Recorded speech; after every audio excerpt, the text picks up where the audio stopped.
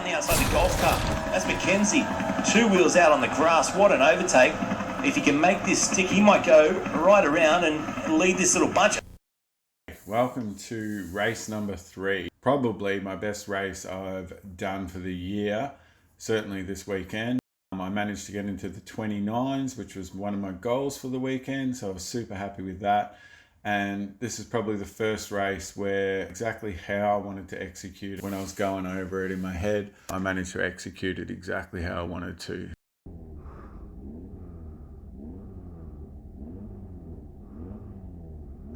Lights are about to come on. Here's the 5-second board. So that board comes up, lights come up within 5 seconds of that, and lights out, and away we go. Anyway, sorry about the Rick and Morty reference there. We got Ed beside me. I really just wanted to beat him off the line and get around in front of him before this corner, which I managed to do, which was really important so that I could just concentrate on staying with the pack ahead. So the pack ahead is David, the president of our club. He's normally on the back of the first group, sometimes in between the first group and the second group. And we've got Scott ahead, who's normally leading the second pack, or Mark. It's either him or Mark. Just aiming to get around as quickly as I can on my cold tyres. I warmed them up a little bit better this time, but still not as good as these boys warm their tyres. So really just trying to make sure I stay in the draft and can try and get away from the people fighting behind.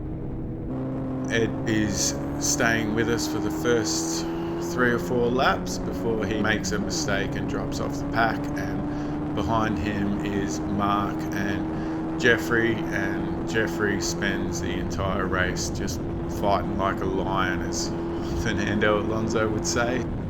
I think he manages to keep Mark behind him the entire race. Anyway, back to my race, just trying to stay with this pack. The tyres are feeling a lot better after that first time around. I managed a 134.9. As I go along, I'm going to fast forward a fair bit of this race because I'm just doing good laps and trying to stay with the group ahead of me. I'll put the lap times up each time so you can see. I was very consistent, and the consistency really rewarded me.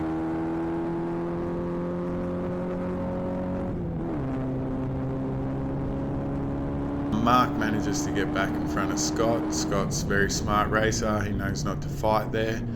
If he fights, it's just going to slow him down, so he just slots back in behind David. He also knows David's probably a quicker driver as well, so no point fighting. Best to just sit behind and get those good lap times in. So this is a 10-lap race, and the goal is going to be pretty simple.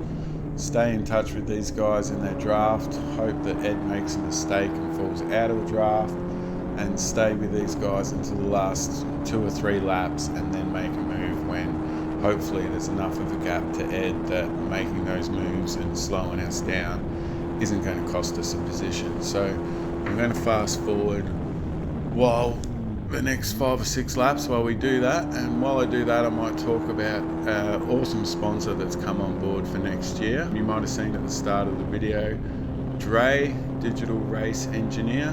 It's some software that I use for iRacing. I've been keeping my eye on it for quite a while. You used to have to go get voice recognition software to make it run. It's been changed now so that you don't need any of that stuff. So I swapped over to it a few months ago, and it is an amazing bit of software. So basically anything a engineer would help you with, fuel load, tires, if you need to make changes at a pit stop, you can just tell it, Dre, full service, and it will change your tires, fill your tank up, all that sort of stuff. I'll put a link to their website in the description below, but also if you go onto YouTube, type Dre Digital Race Engineer, the owner, Eagle, has done a lot of videos where he explains different features, so definitely check that out. One of my favorite features is yellow flag feature, so it'll tell you there's a yellow flag coming up in 5 seconds, 4 seconds, 3 seconds, so you can prepare as you approach an incident. So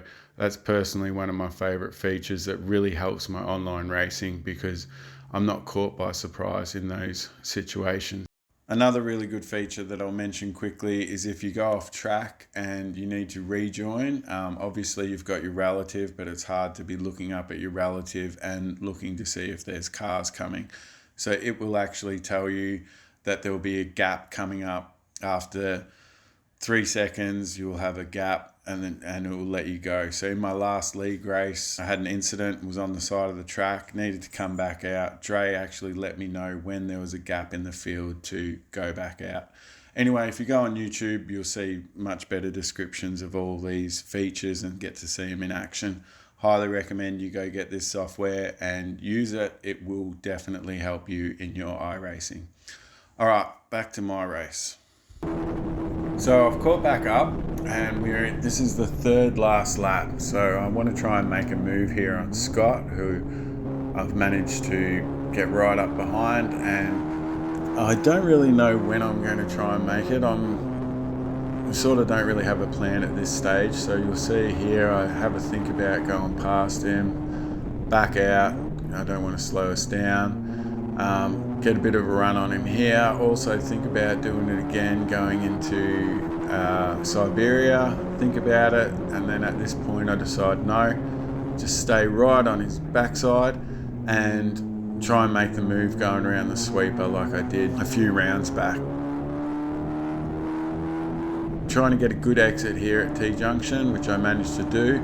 I'm right up behind him, so I know there's going to be really good draft, and as you see, the draft is quite strong. Get beside him and get the move done. If you look in the mirrors, he's again very intelligent racer, doesn't fight me, slots back in, ready to fight another day.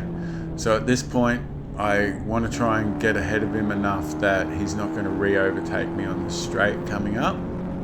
If I'm not far enough ahead, I'm going to stay on the right-hand side and defend my line.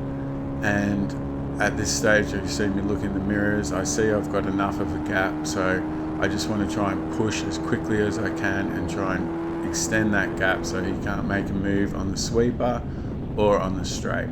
So that was a 1:31.1 or whatever it was. That's a pretty good time, especially with an overtake in there.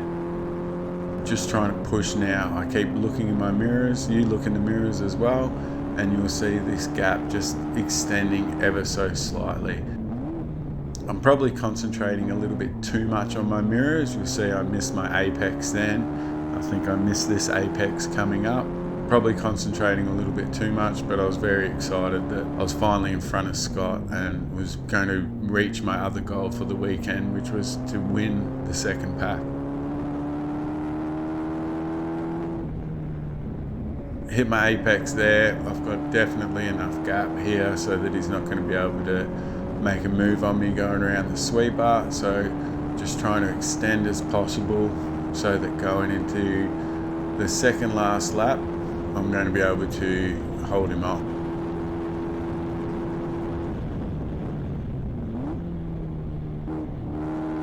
Plenty of gap. I know he's not going to get me on the straight, so I'm just taking my proper lines, trying to get through the S's as quick as possible. Unfortunately for me, if you look far ahead, you'll see that David actually goes off track down at this corner. I was hoping he was going to get back on quickly and I could just get in his draft, but him not slow me down. Unfortunately, my video skips there. And also, unfortunately, he didn't get on quick enough so that there wasn't enough room for me to pass him.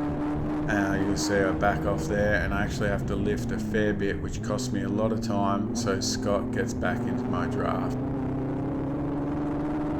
I wasn't very happy about that, especially after all that hard work I did making that gap, but it is what it is. So at this point I just want to stay as close to David as possible and hope that he pulls me along enough so that Scott can't get past. I'm looking in my mirrors, I see that he's very close, so I actually pull out of David's draft so that I can protect the inside line. I thought that was enough that Scott was going to be not tempted to go past there, but he has some big kahunas and he just went for it. the only chance I have now is to try and do the S's as quickly as I can and get him going down to the straight. As he is the draft, it's not very likely that that's going to happen. So unfortunately, I finished the race behind Scott. You'll see me punch the air. I'm very disappointed that I finished behind him, but having said that, I was very excited that I did such a good race. Join me in the next video for the very last race. It's really good.